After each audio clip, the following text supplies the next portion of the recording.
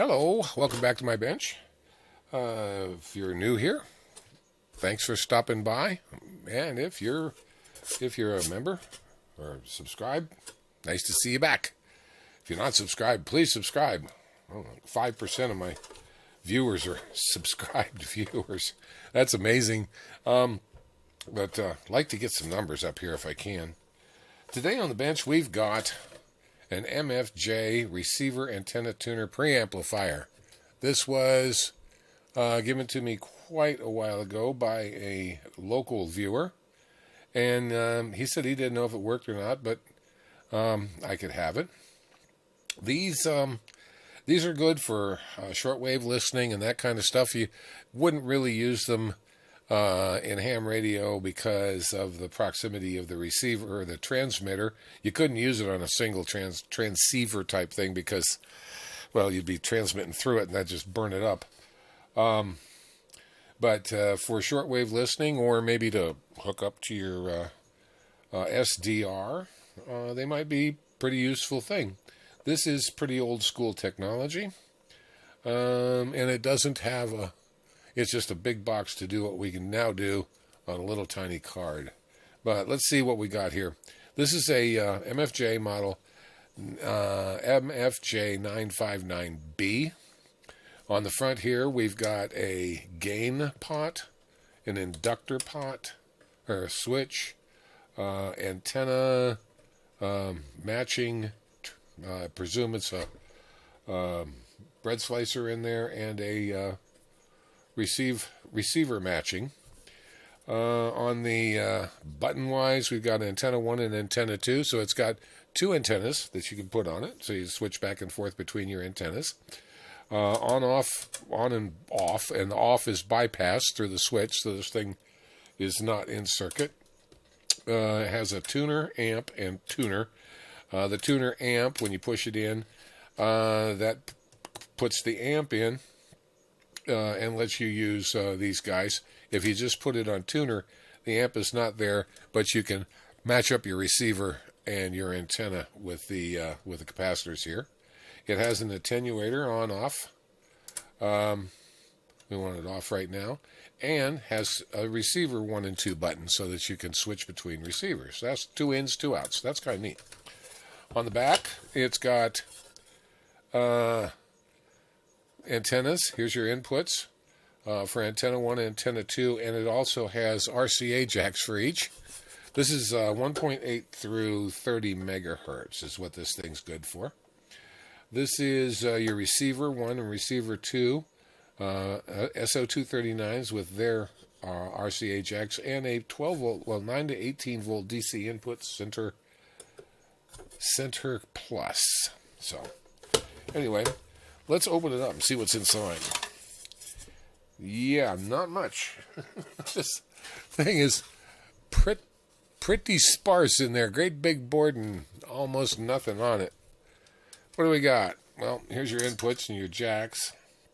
We have some capacitors, little capacitors and resistors, and none of them NPOs that I can see. None of the caps. They're just standard old 104, 104, 104. They're 104s. And what do we got for a transistor? Transistor is a 2N3904. Wow. There's 10 cents. A bunch of inductors. 1, 2, 3, 4, 5, 6, 7, 8, 9, 10. So that would be 1, 2, 3, 4, 5, 6, 7, 8, 9, 10. A through J. Yeah, okay.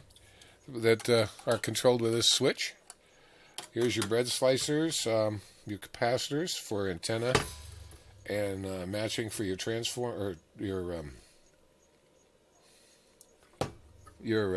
receiver. I'm going to bend that out just a little bit. I don't think it was touching, but it was darn close. There we go. And some switches and a pot down here in the bottom for gain. That's about it. That's all that's in it. It's amazing. I mean, there's almost nothing. So I'll tell you what. Let's hook up antenna 1. We'll use antenna 1 here. You can tell this is not super high frequency just by the way it's made. That's,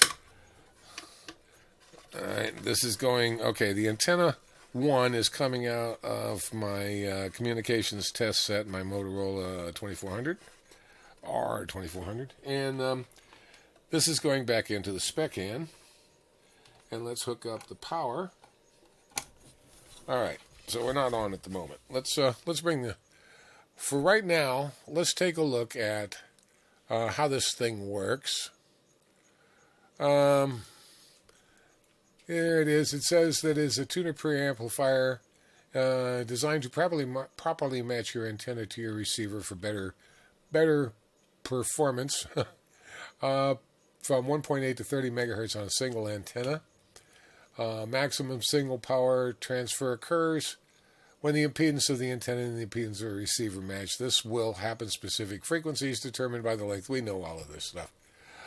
This says the receiver antenna tuner can transform the antenna impedance to match the receiver impedance for maximum signal. It's also quite broadbanded transistor preamplifier to help boost signals to a copyable level, which is especially good on older receivers, which lack sensitivity. That would be some older receivers. I wouldn't say all of them.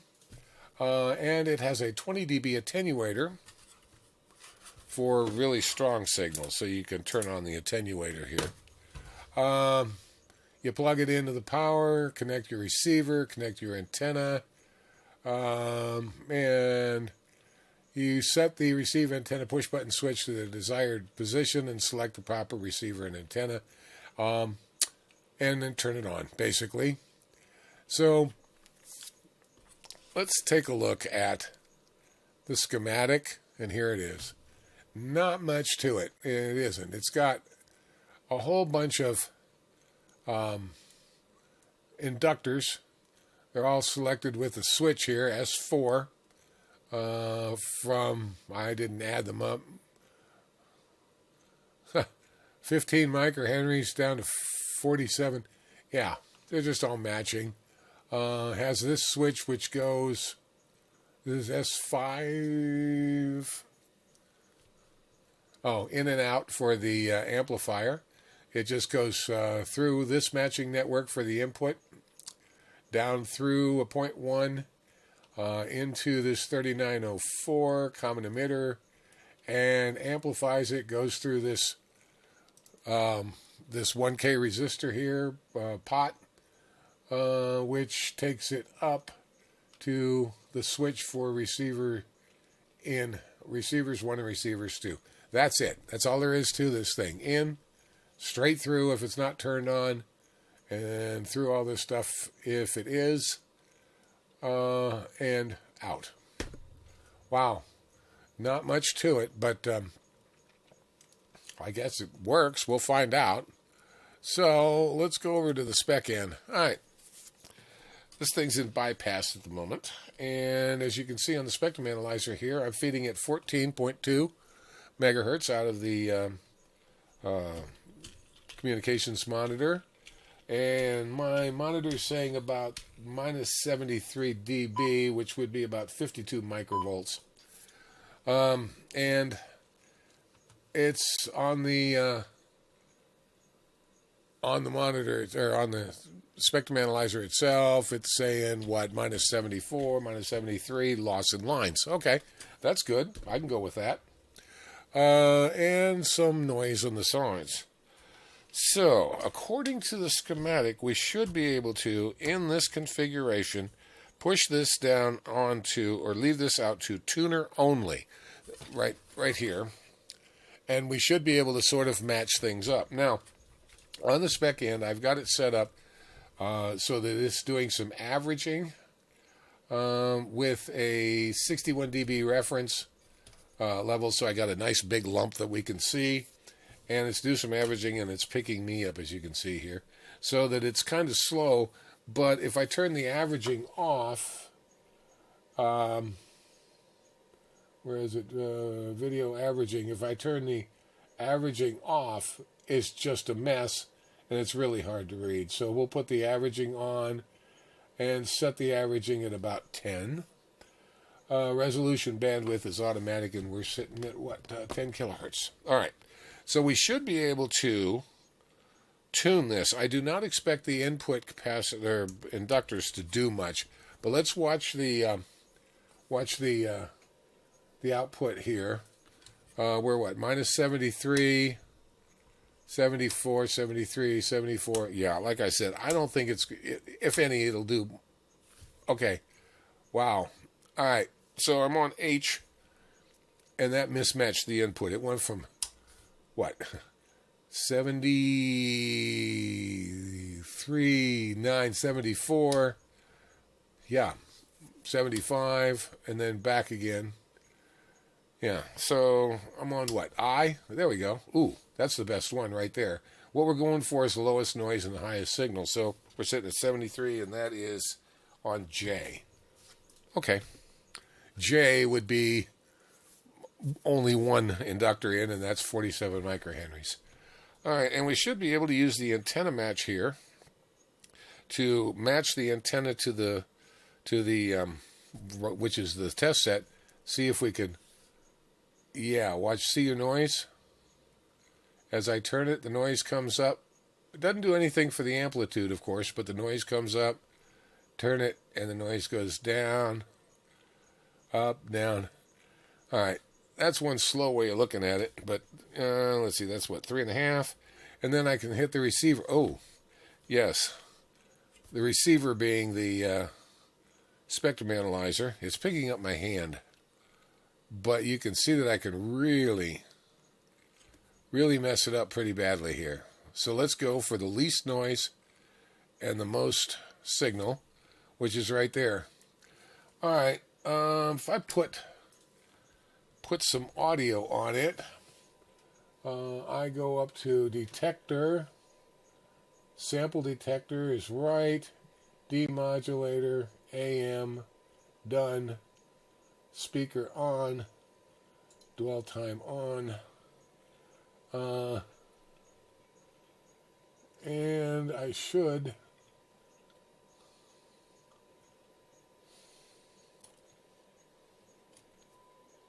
be hearing it somewhere along the line. Well, let's see. What my dwell time? Take that up to 30 seconds. I can just barely hear it. Almost nothing. Okay, I figured it out. You can't have the averaging on and still be able to hear it. So this is a horrible look, but for the meter, because I had to turn the averaging off. But we go to the detector. I want sample, and let's put the dwell time.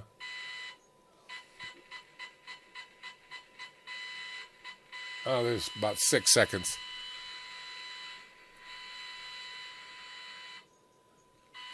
All right, so we can hear it, but now we should be able to tune it too. Let's make the dwell time a little higher. There's 20 seconds.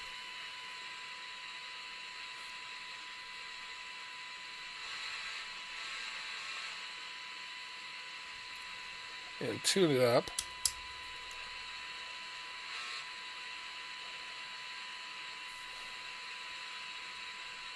It's hard to hear, but it's there. It's right about there.